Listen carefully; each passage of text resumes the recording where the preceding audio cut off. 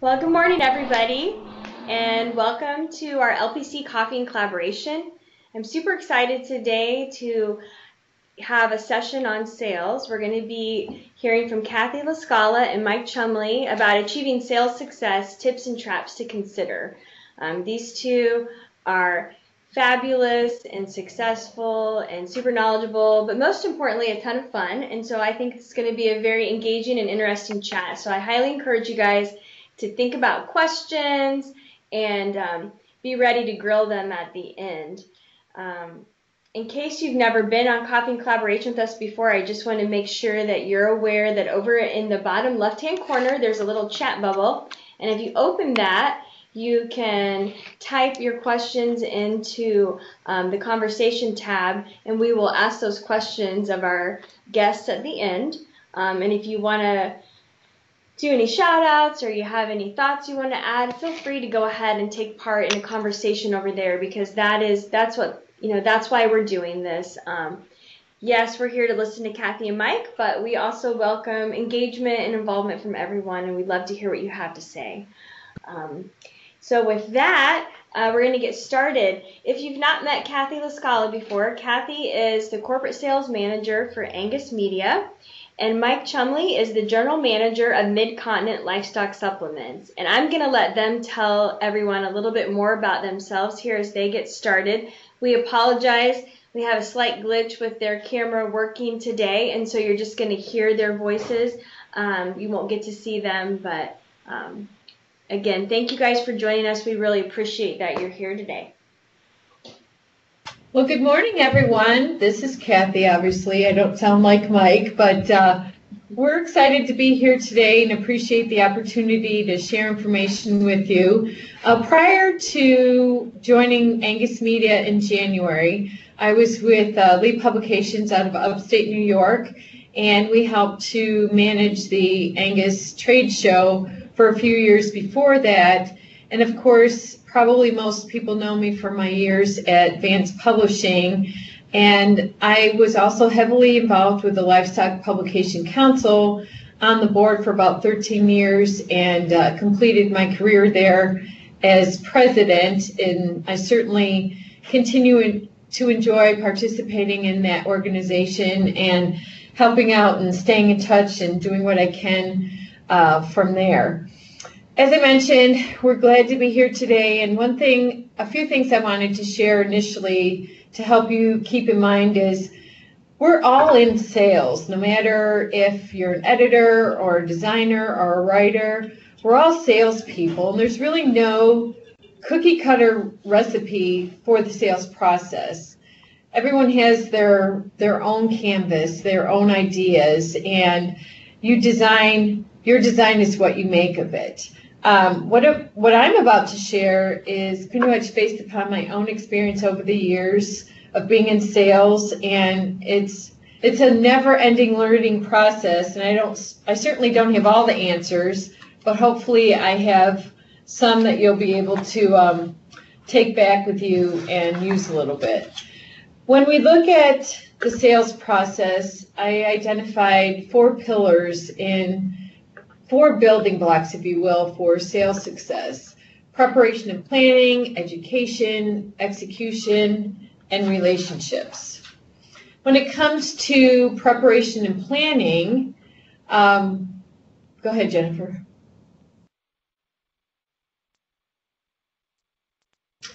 Researching your target is really important. A lot of times I'll not only go to the company website, but I'll look at people in LinkedIn, Facebook. I get a lot of company information off of Facebook. Along with that, industry-specific websites that they might have things on, like resource centers or press releases. And that really helps to identify how the products I have to offer and services align with what they have. Along with the preparation, I really try to identify a purpose, because everybody is so busy. So you want to be sure that you're not wasting anyone's time. And to help you do that, you can create an agenda, because that really helps you to identify and ask about specific needs and possible solutions going in. One thing to keep in mind when you're planning is that there's no guarantee that the meeting is going to follow the script that you've outlined. So be prepared to adjust. I remember when I first started at Vance, it was actually World Pork Expo, and this new research had come out, and I knew nothing about pigs. I grew up on a dairy farm in Western New York, so this was all new to me. And I can tell you, when I got off script, when I lost my place in the presentation, it was horrible. I lost my focus, I was flustered, and I just was looking for Cliff Becker at the time to save me, and he didn't. And the reason for that, I learned, is even when you can prepare and plan, but there's a chance that it's not going to go as you plan. So don't be afraid if it doesn't. It's a lesson learned, and don't be ever afraid to fail. But to help you be more successful in your planning and preparation, it's a good idea to be prepared to listen, take notes, and bring something of value. Look and try and identify some opportunities that you think would be valuable to your client. And key also too is in preparation and planning is dress for the meeting that you're going to have.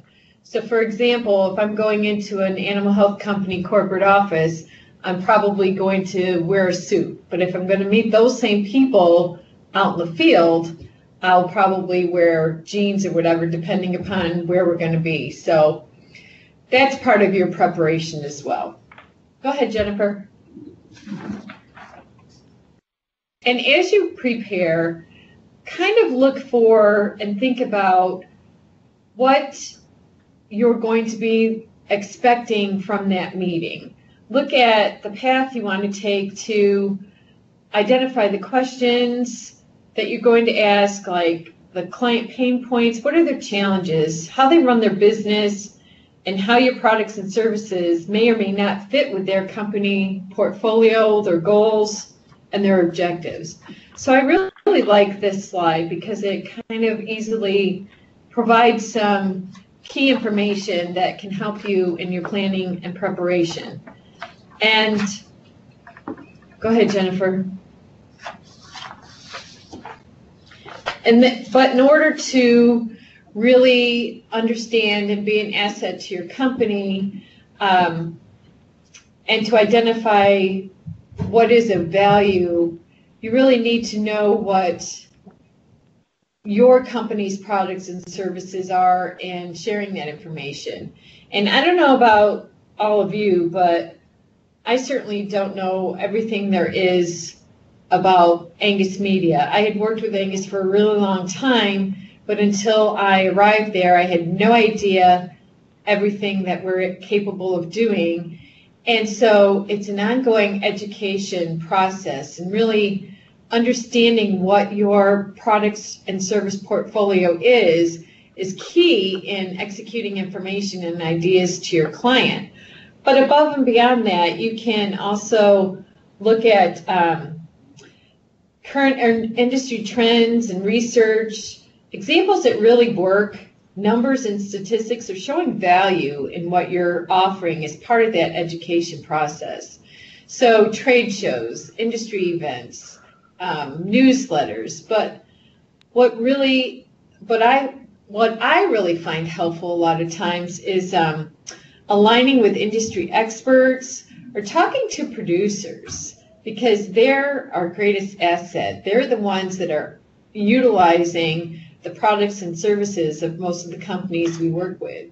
And being able to talk to them and take the information they share and connect it with something that one of your clients is doing really allows you to gain your position within their minds as a resource provider rather than someone just bringing them services. And you don't always want to assume that your client knows everything about you, because you can miss a huge opportunity. So it's a two-way street in the education process, but it's really important to not only find out about the client, but be able to understand as much as you can about your own company and the products and services that you offer. Okay.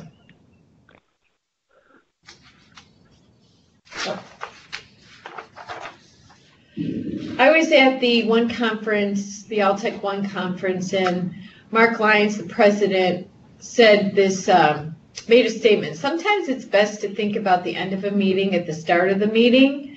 So when it comes to meeting execution, you can prepare and all of that as much as you want, but that's good to have the foundation. But once you get into that meeting, there's no guarantee that the agenda is going to go as you have it outlined.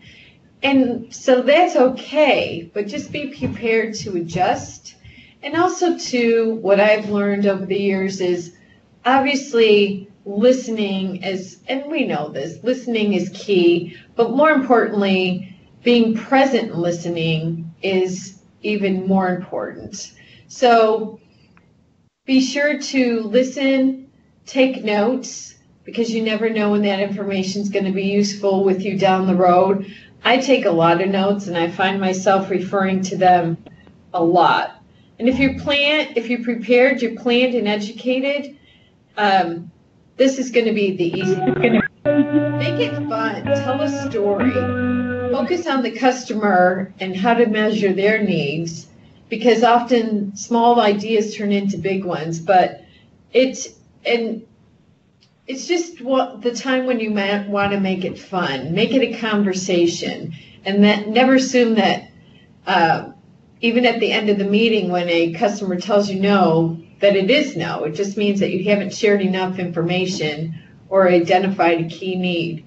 So the key thing that I've learned over the years is that you can have an agenda and you can plan, you can prepare, but once you get into that actual meeting environment, things can change and that whole agenda can go out the window.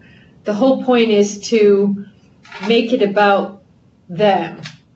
A lot of times I'll talk about my own animals and products I've used or situations I had, and making them more personal will lead you to building a relationship, and people buy from people, so especially in agriculture.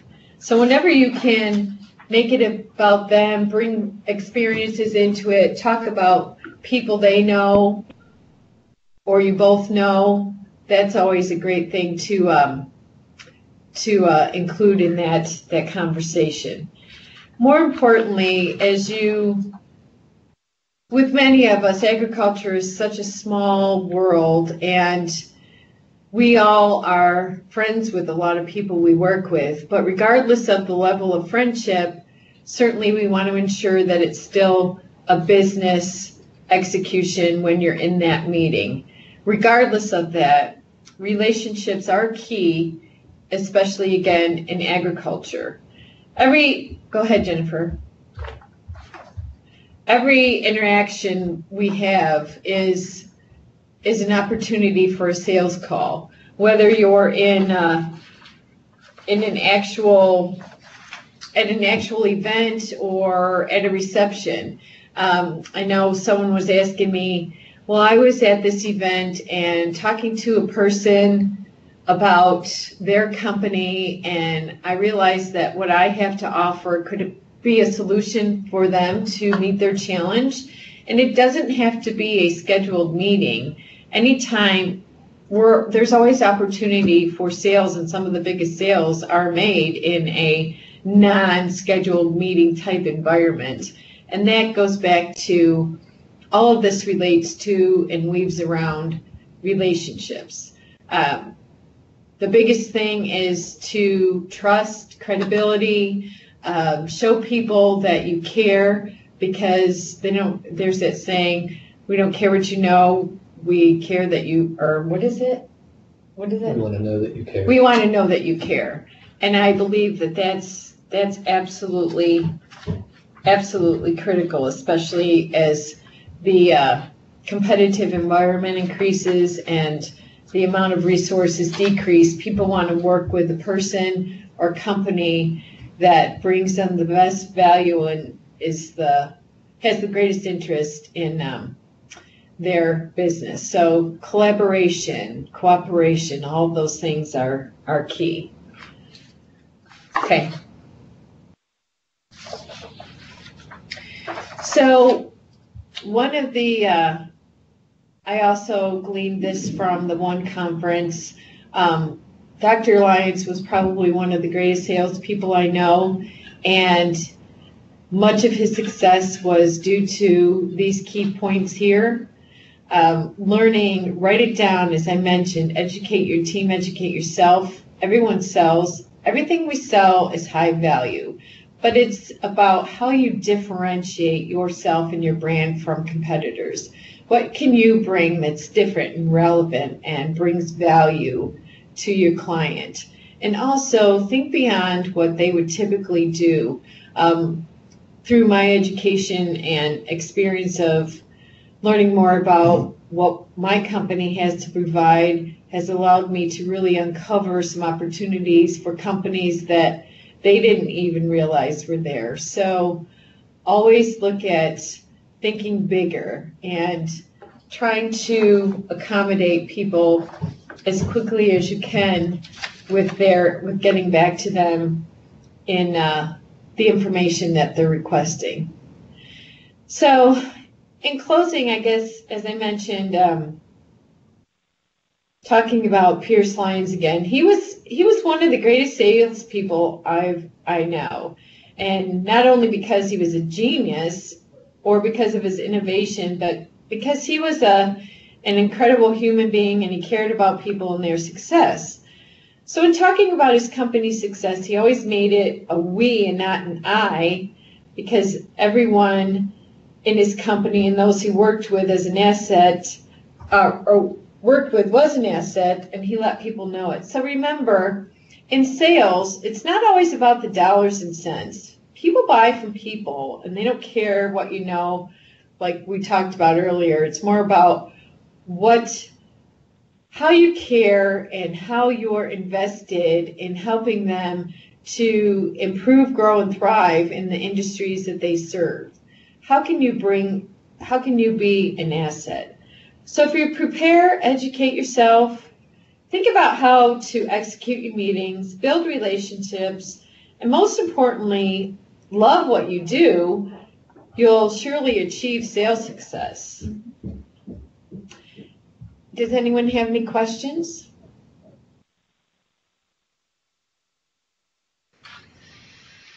Now let's hear from Mike to take this a step further.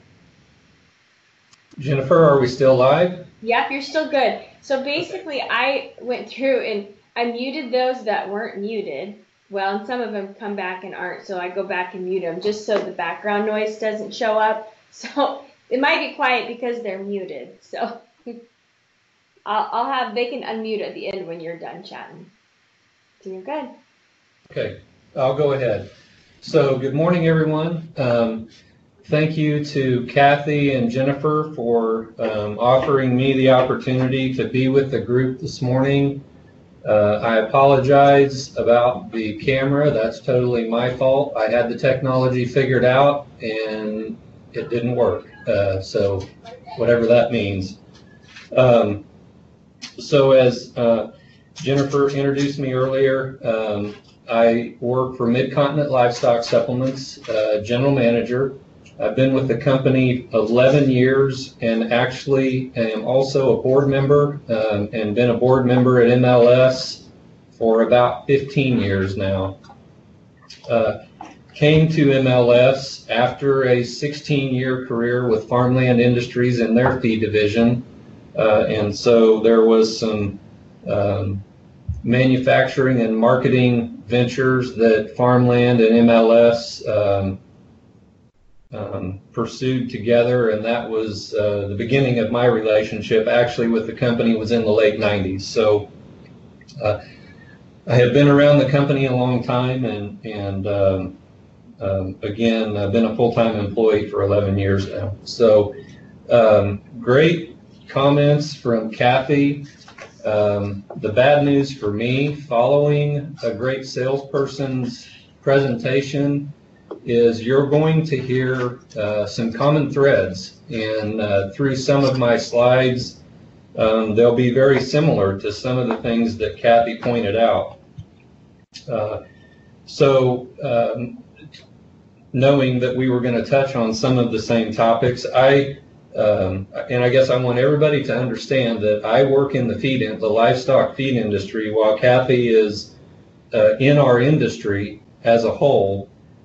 Still pretty different businesses in some respects, and so that's probably a clue to everybody that's listening today that no matter what you're selling and where you're selling it within the agricultural industry, there's going to be a lot of similarities in how we approach customers and how we approach doing business. So again, you'll hear some of those, but I guess the other thing I would say before I start into the slides, so we're a small family-owned company. I typically have 7 to 9 salesmen that I work with, and so I just want everybody to keep that in mind as I'm going through my slides. That's the perspective I have, and that's where my slides the information in the slides will come from. So key points to remember are most of the sales calls that I will refer to in my presentation would be to a livestock feed dealer. That could be a privately owned, a cooperative. We do some business with other companies that don't make the same kind of products we do. All the way out to the producer level, we do get exposed to livestock producers and do some sales calls at that level as well. So that's just a little bit background where I'm coming from in my comments and remarks here. So one of the things that I started going through with my sales staff several years ago, I just call assumptions, and the title of the slide, Assumption a Salesman May Make. And so this really looks at the mental approach or the state of mind that any salesperson is in when they walk into a sales situation. So if I am a salesperson and I walk into a prospective customer and I already have in my mind that I think I'm beginning the sales call at the same level of product understanding as the customer is at, I may be making a mistake there. So what do I mean by that? You need to find out early on in a sales call what that prospect knows about you, your product, your company, any information that you're presenting to them. You need to figure that out pretty quickly so you can move on through that call, navigating that call at the same level of understanding that that customer is at with your product or service, whatever it is you're trying to sell. So how do you do that? You've got to ask questions. You've got to find out what experience they've had in the past with similar products.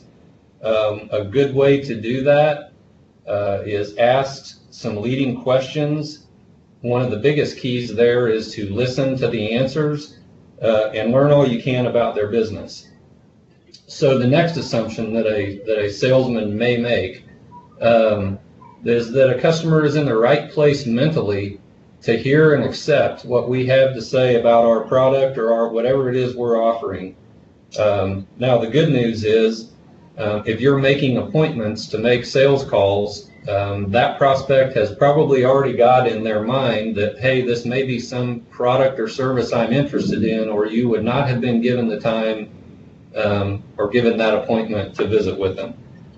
So that one you can almost get past right away just by the mere fact of having a meeting or having an appointment for a sales call. So the next point there and probably a pretty big one, is my goals and the customer's goals are equally aligned in the discussion. So you get into making a sales call, and if you have made the assumption as a salesperson that your goals are aligned, that may be a mistake. And my example that I just went ahead and put there in the slide is I'm sitting here ready to make a sale and improve their business some way, and the customer may be sitting on the other side of the table thinking, man, how can I cut costs, and I'm okay accepting a loss in productivity or returns. So if those goals are not aligned, it's going to be a tough day for you. So finding out what their goals are, where their business is today, where they want it to be in the future is pretty critical to navigating that to a positive end in a sales call. Here's another big one. Think about any of you that are out selling, and you're calling on a customer, and I'm sitting here at a table with Kathy, and I'm sure Kathy knows that she is not the only advertising marketing person that calls me looking to do some business. And so our customers, the customers we call on, have lots of salespeople with lots of different products at their door every day.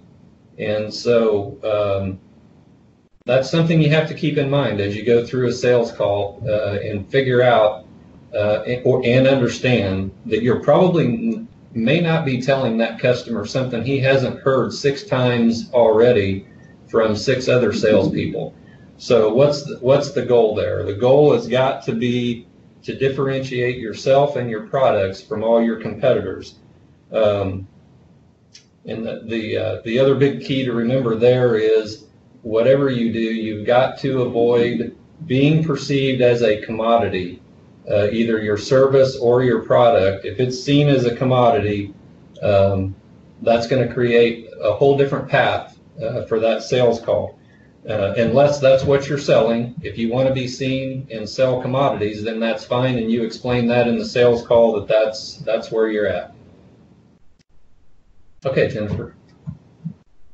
Okay, so next assumption.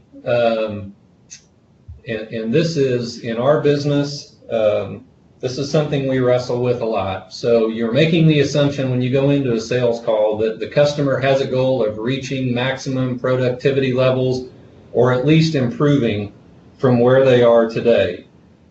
You're not going to know that till you begin a relationship and begin a dialogue with a potential customer.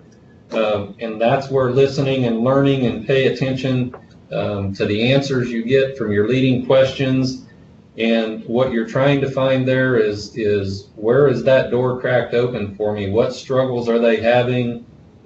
Where do my products have a fit to create a solution for those struggles? And probably the big key would be is finding out with that customer, is improving some aspect of their business a priority for them. And so that's a big deal. And the other thing you've got to figure out in your product offering, can that customer utilize any of my products to reach their targets or goals? The answer better be yes. For my company, that answer is always yes. We have a pretty wide product line that would fit nearly any production situation that a livestock producer would have. So our answer to that is yes. And that would be a good time to point out 2 or 3 measurable differences between your products and either what they're currently using or over your competitors. And brings up another point about explaining to a potential customer how you can improve over what they're doing currently. You have to be very careful with that so you don't make them feel like what they're currently doing is either wrong or deficient in some manner. And that's always a big question. That's a tough place to be in. But you need to do that by explaining your features and benefits of your products and not by tearing down the competitors. In the industry that I'm in, everybody that has a product in that category is a premium product. That's pretty much the table stakes for being in the business we're in. Everybody has quality products, and so tearing down the competition is not a direction I go or any of the sales guys that work for our company go. We stay away from that tactic. Okay, so next assumption. The potential customer understands the differences between my products and strategies versus my competitors. And so that's just going to take some product education and teaching a customer or a prospect how to measure the differences. What are those measurable differences between your competitors' products and your products? That education is critical, again, in our business because we have a lot of similar products, not unlike everybody that's on this chat, I'm sure feels the same way. Okay, so the last point, the result of using my products will be significantly better than their current provider. Again, be careful how you compare to a current provider so that you don't put them in a defensive position thinking they're buying an inferior or deficient type product. So that is really a good time to share some product or service success stories that you have with your own products and your customer base. That's also a really good time to fall into the trap of overselling your products and services. That's a fine line that some salespeople will struggle with, but overselling, overpromising is only going to derail that relationship somewhere in the future when you fail to meet the expectations that you've sold. So I guess a summary of those two slides, just be mindful of your mindset and the assumptions that you make going into a sales presentation. And another area that we don't need to talk about today, but is a similar situation, it's selling. But doing a meeting, an industry meeting or a producer meeting, every feed company out there does regional and local feed meetings for their customers. And it's really hard to get up in front of a group, a diverse group that you know is diverse in their knowledge of your products, and speak to the majority and not lose half the crowd in the information that you're trying to share. So I think I go back to what I said earlier and just be mindful of where you are mentally going into a sales call is a big deal for us. Okay, so I don't know what everybody that's looking at this is going to take something different away from it. And I could write a lot of questions to define this slide, but this is probably not how you want a potential customer to feel during your sales call. I have a lot of pictures that I use to stress different points in the sales call process, and this one seemed appropriate for today. So again, you don't want a customer feeling like this when you're making a sales call. Okay. So during a sales call, what variables do we have some control over? Again, I'm going to relate a lot of this back to my sales staff, but the time spent with customers and the frequency of contact with either current customers or potential customers is huge in our business. Social media, telephones, texting, emails is a great, efficient way to communicate with a customer, but I am still a believer in a handshake and face-to-face contact. Nothing beats it. You can't see or hear voice inflection with an email, facial expressions, reactions to comments. There's just a whole list of things that I feel are very important to have face-to-face contact with our customers. So be consistent and persistent, but don't be a nuisance. Big deal for me is making appointments. I want my sales staff to make appointments. There's nothing worse than somebody calling and telling me, well, I stopped by to see this prospect or this customer and they were on vacation this week or they were gone for the day.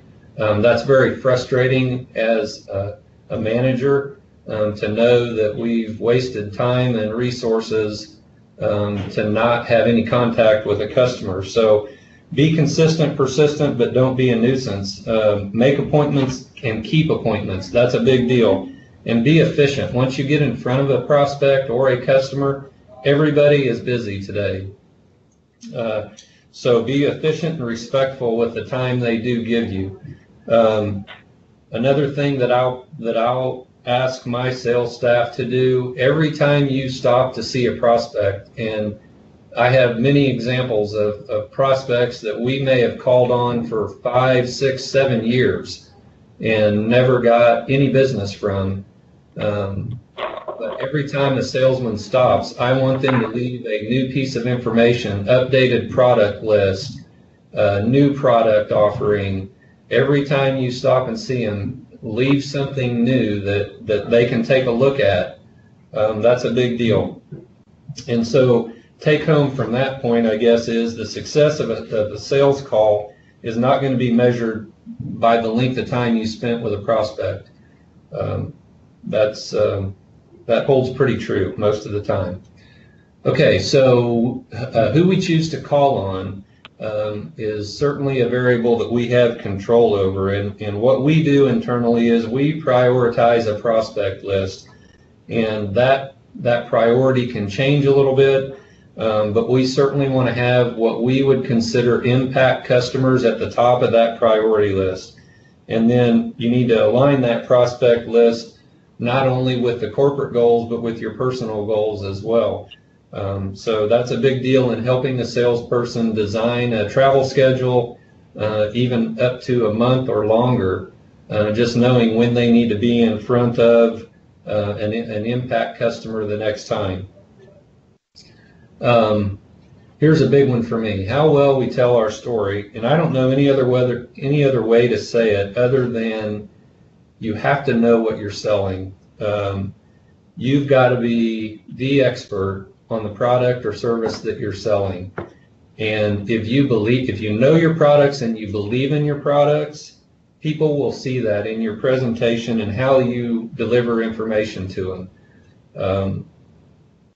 Unless you're of the small minority of folks in our industry that really thrive on standing in front of large groups and telling stories and sharing information, it gets hard for some folks to get up in front of a group and share about their company and their products. But if you truly believe in your products and you know your products, people feel that when you do a presentation or transfer information, however you're doing that. So that's a pretty big deal for me. The ad marketing efforts and tools. So this ties directly into the group that is here today. We actually, you can go to our website, and the majority of our print ads that we do across the country, we post on our website. And part of the reason we do that is so our customer base can see how much and where we're advertising, and they can piggyback on that advertising locally to help to help them grow their business and work in their market. So that's a variable we certainly control, and we use that to our advantage. So how we choose to manage our time. We could do a time management chat every day for a month and probably not cover all of the variables that would come up in that conversation. Those are three key areas: for our sales staff. And so you have to plan where you're going to spend your time, whether it's doing sales, service, or prospecting. And so internally in our company, we utilize a combination of those three things, and it changes by territory and changes by salesperson. But everybody needs to be prospecting. Everybody needs to be involved in service, and the whole package is basically put together as a sales effort. So to maintain and grow our customer base, we implement those three activities. And of those three, the service and communication are probably the biggest, most important thing that we look at there. We like to think once product leaves our point of manufacture, the product's going to take care of itself. Relationship development, that was part of Kathy's presentation. Again, vital in our industry. We are such a people relationship industry. That's a huge part of any company's success. But I will also tell you that as you grow as a company, as you grow as a salesperson, and the number of customers or number of products that you're handling and representing, that a high level of service becomes harder as time goes on. So from a management perspective, keeping those resources aligned to stay balanced with your sales and service is a big job. That's critical to continue that good growth for your products and your company. So another variable, I guess we would call it a variable, and this again varies by sales territory and salesperson in how they do their job. But how do you transfer information to a prospect or a customer? Again, rings pretty loud with the group that's on the chat here this morning. It can look different for each customer. You've got customers that are more visual, customers that are technical. You have customers that want to see hard copy materials, customers that prefer to get their information over a website or electronic media. Social media is becoming huge, or has become huge. So you've got to figure out within each relationship, what's the best way to transfer my information to that prospect or that customer. And you basically have to read each customer and apply what piques their interest and what keeps their attention on your products. So last bullet point on the slide, become the number one resource for your customer or prospect. Something that I probably harp on a lot is becoming a resource and becoming the number one resource for your customer. And that includes products outside of your company's offering.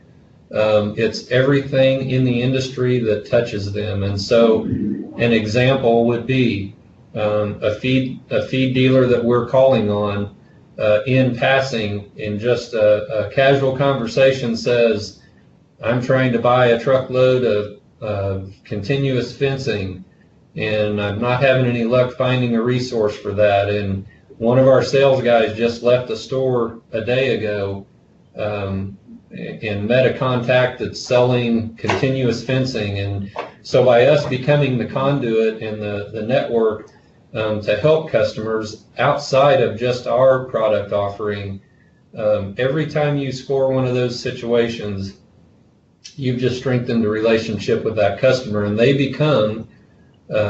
become the go-to guy when they've got a question about really anything.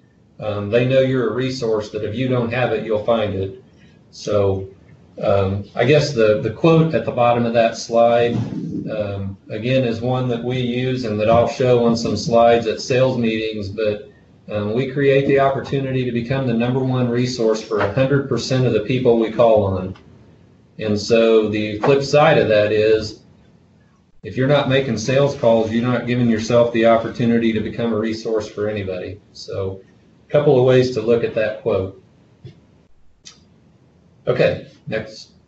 Okay, so possibly the biggest challenge for any salesperson, and this is a general conversation, generally speaking, there will be some salespeople that tell you, I love hearing no. I don't know that there's any human that loves to hear no. It means some different things, and everybody interprets it differently. So what does no really mean?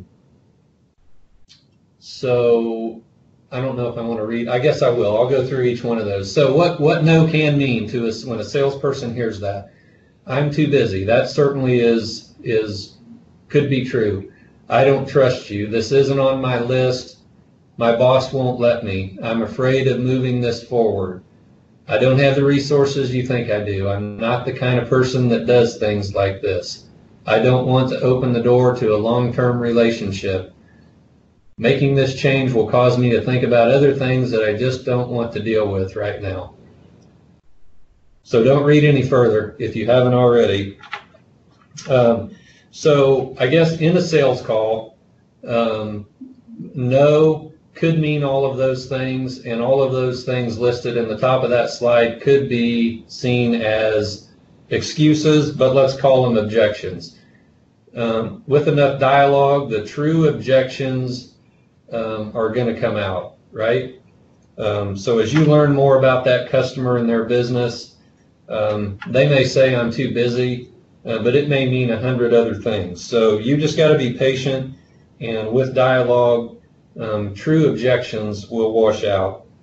Some of those are real, some of them are perceived, and some of them are forced on that prospect or that customer by some of the outside influences that are listed in the slide there. So again, ask those leading questions, figure out where they're at in their business, and then use your resources. Any of those objections that you come up with, you have to have the resources to get around those. And then next time you're given the opportunity to be in front of that prospect, after utilizing your resources, come back and address those objections. And I guess here's where I would throw a word of caution in. When you come back with solutions to those initial objections, be totally prepared for more objections to be thrown up, and that it's a process. So no isn't forever. It just means I need to strengthen our relationship and provide more information about my company and my offering, and that is nearly word for word what Kathy's slide said, and I truly believe that. It's a process, and we just haven't got to the right level of information yet. So bottom of the slide. What no doesn't mean, and this is how a probably typical human and most salespeople are going to hear what no means. I see the world the way you do. I've carefully considered every element of this proposal. I understand it as well as you do, and I hate it, and I hate you. So you've got to get over that. Seasoned salespeople probably don't deal with that as much as younger salespeople would. But that's something that every salesperson is going to have to deal with, and understand that's not what no means. So this was a slide that I actually pulled from a sales presentation from maybe 2 years ago.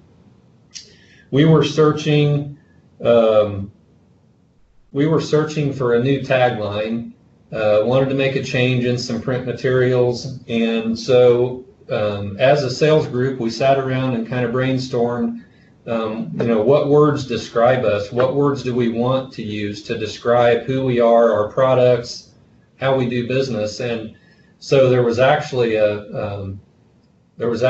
two simple little statements we came up with. The first one was proven partners, and unfortunately that didn't make the final cut. But I had this in the slide in the slide form, so I wanted to include it today and just show the definition from Webster's of the two words proven and partner, and those are pretty important when you're creating that relationship with a prospect, and then later on as they become a customer.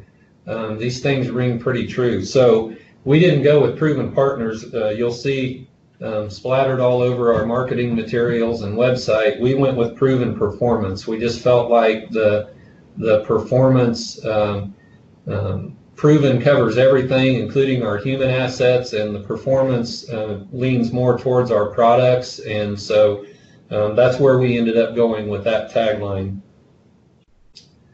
Okay, Jennifer.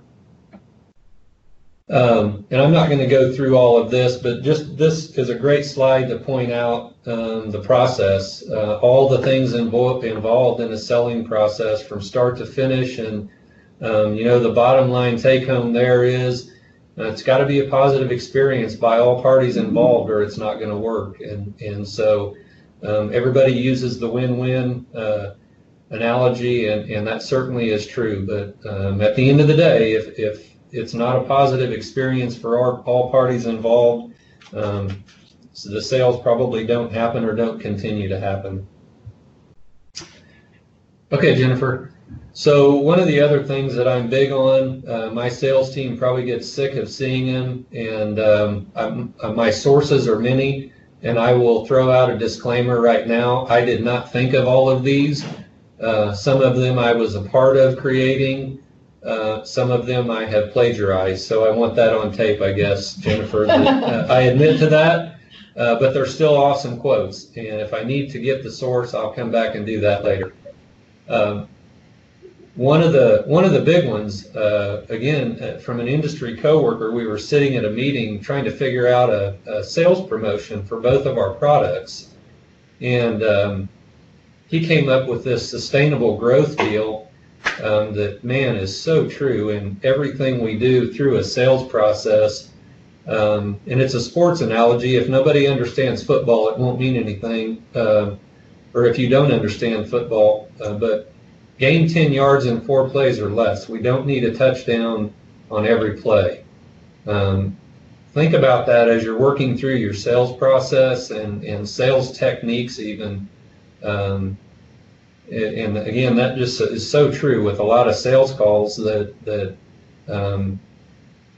don't end up with an order at the end of the sales call. But if you've gained a few yards and haven't put yourself in a position to be uninvited from coming back to play second down, you're going to have that chance. So just stay at it.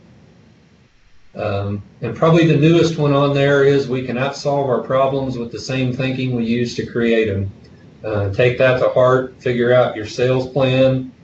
If you're having problems with sales, go back and rethink your approach. And I think that's the last slide, Jennifer, isn't it? Yep. Yep. Thank you, everyone. Thank you. So we're a little bit close on time, guys, today. I got 10:55. I know we try to get done a little sooner, but there's so much good information, and I know that Kathy and Mike both shared that it's just really hard to break all of that down. And so I'm thrilled because we don't get to have sales conversations as often as I'd like on here. That's my little hint. If any of you are on this chat today and you have some topics for future sales conversations that we could have, please make sure you send those to me, or any topics in general that you think would be fun for coffee and collaboration. Are there any questions before we sign off on this one? As a reminder, this will be available. We'll be sharing it out through LPC social media, so you guys can access it on YouTube. You also can download the presentation from this Skype chat as well if you would like to. I'll give you a couple more minutes.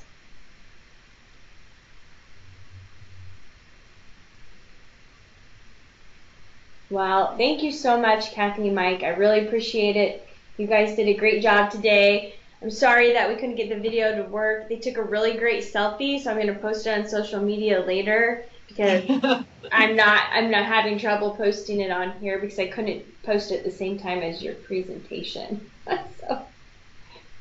Well, thank you so much for having us, and I hope that we were able to share some tidbits of information that people can take away and utilize in their own situations.